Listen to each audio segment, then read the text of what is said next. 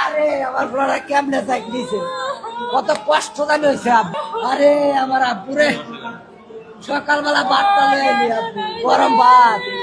আব্বু গরম ভাত লয়ে টিফিন খামো। আব্বু তুমি বাইরের জিনিস খাইও না, তুমি টিফিন খাইবা। টিফিন খাইলে ভালো না, ভাত খাইবা, গরম ভাত খাইবা। গরম ভাত খাওয়া হইলো না আব্বা তোমার। আব্বারে সকালে নামাই দিছি দুইটা ছেলে আমার, একটারে নামাই দিছি বড়টারের সামনে, ছোটটায় কয় আব্বু আমার কাছে ব্যাগ দাও, আরেক হাতে বাড়িটা নিছে। আরে আব্বুরে তোর একটা সুমা দিতে না।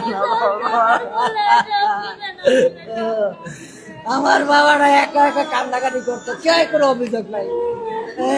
আহ আব্বু, আব্বু মনে হয় তুমি দুষ্টামি করে আনো গেলা, আনো তুমি। আব্বু কইলা আরে বাবা তোমার তো পাইলাম না, আমি তো অনেক খুঁজলাম না আব্বু, তোমার অনেক খুঁজি।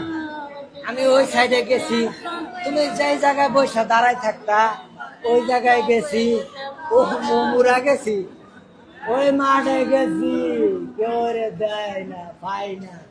আব্বু আমার আমার এই আমার ছেলেটা কেউ কোনো অভিযোগ করে নাই, কোনো অভিযোগ করে নাই, কেউ মারলে অভিযোগ করে নাই, একটা নিবিড়ে বসে কান্দাকাটি করে।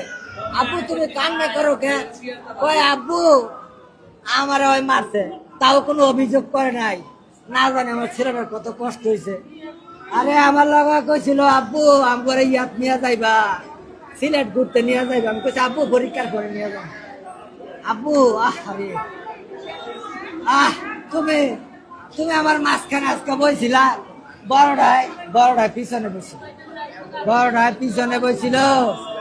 ও জুনায়েদ রে, জুনায়েদ তুই কই গেলি? আরে জুনায়েদ, আরে জুনায়েদ, জুনায়েদ তুই কই গেলি? জুনায়েদ, আরে জুনায়েদ রে বাবা।